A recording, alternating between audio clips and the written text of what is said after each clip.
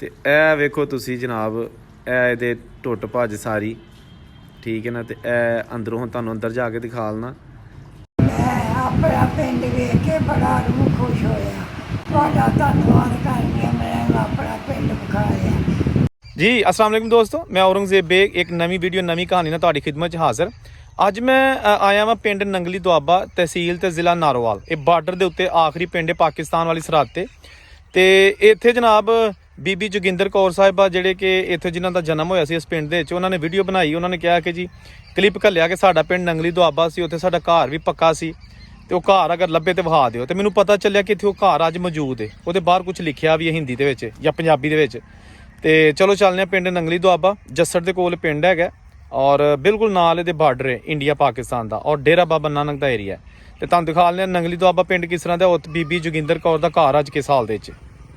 जमन भोए नहीं भुलदी भावें करिए जितने हज़ार, और साडे नालों पंछी चंगे जड़े जांदे पार अरार। जमन भोए नहीं भुलदी भावें करिए जितने हज़ार, साडे सज्जन मित्र विछड़े ते विछोड़े दिता मार। मेरा जुस्सा है इस पार जी, सावां ने उस पार। मैनू दोष नहीं तकदीर ते, मैनू लेखां दिता मार। जमन भोई नहीं भुलदी भावें करिए जितने हज़ार। दोस्तों ए मैं जा रहा वां नारोवाल शकरगढ़ रोड तो, छोटा रोड निकलता है जिहड़ा जा रहा है नंगली दुआबा पिंड। दो पिंड ने, एक नंगली एक दुआबा। तो यह जनाब वो मंजर ने। बीबी जी तुसी अपना पिंड देख लो, यह राह कच्चे सन जो तुसी इत्थे रहिंदे हुंदे सो। 1947 की जो पार्टीशन हुई है तो यह कच्चे राह होंदे सन।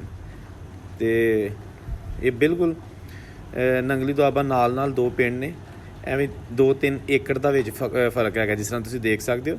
और जिधर मोटरसाइकिल जा रही है वो नंगली है, जबकि यह नाल दुआबा पिंड जिहड़ा हुण शुरू हो रहा, ठीक हो गया। तो इनू नंगली दुआबा ही कहा जाता है। तो दोस्तों इत्थे भी बहुत ज़्यादा अमीर सिख हुंदे सन, जिमीदार सिख। तो यह जनाब उस पिंड की कब्रस्तान हैगियां ने, मुसलमानों दी कब्रस्तान। तो ये नाल ही आंदे ने मड़ियां भी हुंदियां सन। खैर इस वेले हुण मैं जा रहा हूँ घर, तुहानूं दिखा लेना इस पिंड दे विच। लेकिन थोड़ा जिहा पहले मैं तुहानूं पिंड दा व्यू दिखा ला कि पिंड है किस तरह दा। वो घर बहुत ही पुराना बनया लेकिन खोला बन चुकिया है, वो तुसीं देख के हैरान रह जाओगे। इसलिए वीडियो नूं जुड़े रहो, वीडियो वेंदे रहो। और यह जनाब वो देखो ना विच थोड़ा जिहा वक्फा हो रहा है पिंड दुआबा, इहदे नाल बिल्कुल रावी और उस तो परां पाकिस्तान भारत की सरहद। तो फिर डेरा बाबा नानक का इलाका शुरू हो जाता है। तो मेरी बैक साइड तो हैगा ये जस्सड़, बैक साइड तो जस्सड़, उस तो बाद रोड छोटा जिहा, तो फिर यह पिंड आ जाता। तो बीबी जोगिंदर कौर साहबा ने अपना इंटरव्यू दिता सी सामल धामी साहब ने, एक वो मैं ऑलरेडी वीडियो बना चुकिया। उन्होंने कहा कि इस पिंड दे विच मेरियां सहेलियां हुंदियां सन स्कीना। तो स्कीना का जो उन्होंने मैं दसिया कि वो फौत हो गई, तो बड़ियां रजिंदर कौर साहिबा दुखी हो गई। तो उन्होंने फिर कहा जी मेरा घर मैनू वहाल दो उस पिंड दे विच। फिर उन्होंने मैं तस्वीर घल्ली तो उन्हें पछाण लिया, लिहाजा मैं फिर आ गया उस पिंड दे विच। ते यह छोटियां तंग गलियां च हुंदा होया हुण मैं अगे जाके तुहानूं दस्सांगा। लकीली वो घर अज भी मौजूद है ओरिजिनल, लेकिन वो हालत जिहड़ी है ना हुण जाके देखने किस तरह की है। बच्चे पर हो जाओ। तो यह जनाब आ गई छोटियां गलियां। सामने इतों मैं लैफ्ट साइड तो यह भी एक पुराना दरवाज़ा जी। अच्छा घर नवा उन्हें बना लिया, नवी ईटां लगियां, लेकिन दरवाज़ा पुराना है। यह देखो जी। अच्छा मैंने दसिया गया जी यह बिल्कुल बीबी जोगिंदर कौर साहिबा का घर आ गया है।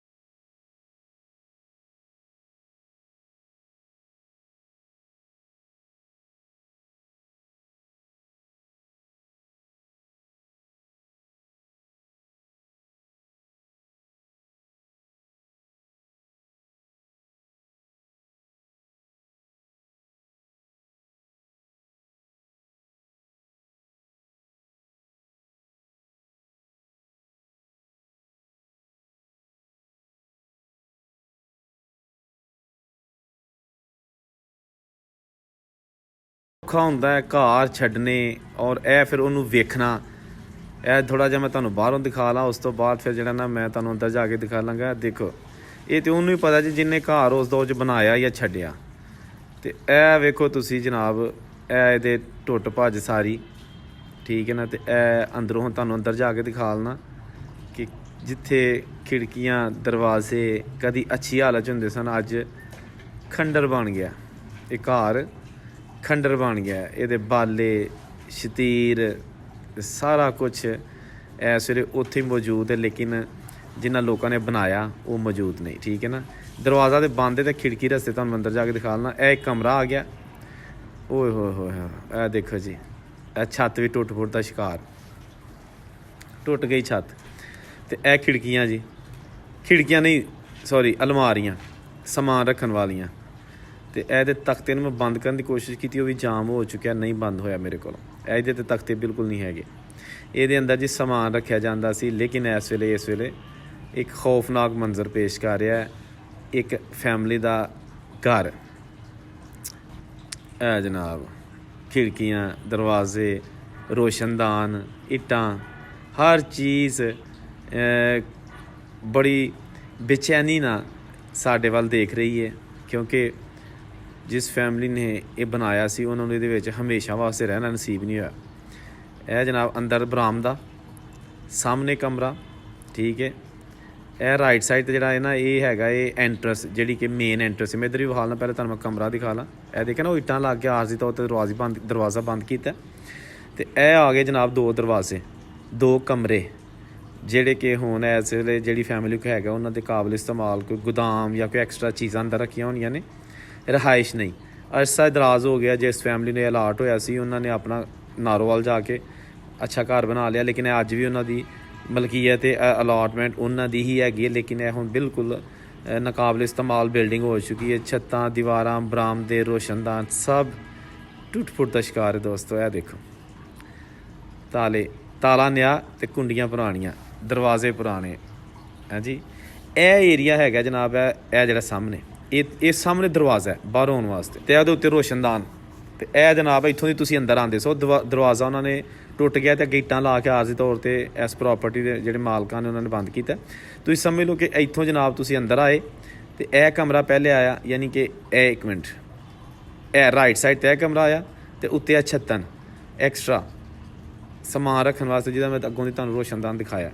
ਤੇ ਇਹ ਜਨਾਬ ਥੱਲੇ ਆਲੇ ਆ ਗਏ 2 ਲਾਈਟਿੰਗ ਵਾਸਤੇ ਜਾਂ ਕੋਈ ਸਮਾਨ ਛੋਟਾ ਮੋਟਾ ਉਸ ਦੌਰ ਦੇ ਵਿੱਚ। ਇਹ ਰਾਈਟ ਸਾਈਡ 'ਤੇ ਕਮਰਾ, ਠੀਕ ਹੈ ਨਾ, ਜਿਹੜਾ ਕਿ ਇਸ ਵੇਲੇ ਬੰਦ ਹੈ, ਵਰਨਾ ਮੈਂ ਤੁਹਾਨੂੰ ਅੰਦਰੋਂ ਵੀ ਦਿਖਾ ਦਿੰਦਾ। ਔਰ ਅੰਦਰੋਂ ਵੈਸੇ ਵੀ ਨਹੀਂ, ਕਿਉਂਕਿ ਬਿਲਡਿੰਗ ਬਹੁਤ ਖਸਤਾਲ ਹੋ ਚੁੱਕੀ ਹੈ। ਅੱਛਾ, ਜਦੋਂ ਤੁਸੀਂ ਅੰਦਰ ਆਉਂਦੇ ਹੋ ਤਾਂ ਆਲੇ ਤਾਂ ਆਉਣਗੇ ਸਭ ਤੋਂ ਪਹਿਲੇ, ਠੀਕ ਹੈ ਨਾ, ਜਿਹੜੇ ਉਹੀ ਪੁਰਾਣੇ ਬਣੇ ਨੇ। ਉਸ ਤੋਂ ਬਾਅਦ ਬਰਾਮਦਾ ਆ ਗਿਆ, ਇਹਦੇ 'ਚ ਰੇਤ ਦਾ ਢੇਰ ਲੱਗਾ। ਇਹ ਇੱਕ ਕਮਰਾ ਆ ਗਿਆ ਜੀ ਲੈਫਟ ਸਾਈਡ 'ਤੇ, ਛੋਟਾ ਕਮਰਾ ਉਹ ਅੱਗੇ, ਉੱਤੇ ਆ ਗਏ ਲੱਕੜਾਂ ਦੀ ਛੱਤ, ਸ਼ਤੀਰ ਕੋਈ ਨਹੀਂ, ਸਿਰਫ ਵੱਡੇ ਬਾਲੇ ਨੇ ਘੜੀਆਂ। ਤੇ ਇਹ ਆ ਗਏ ਦੂਸਰੇ 2 ਕਮਰੇ ਇੱਕ ਸਾਈਡ 'ਤੇ, ਠੀਕ ਹੈ ਨਾ ਦੋਸਤੋ। ਇੱਕ ਹੋਰ ਸ਼ਾਮ ਹੋ ਗਈ, ਇੱਕ ਹੋਰ ਦਿਨ ਗੁਜ਼ਰ ਗਿਆ।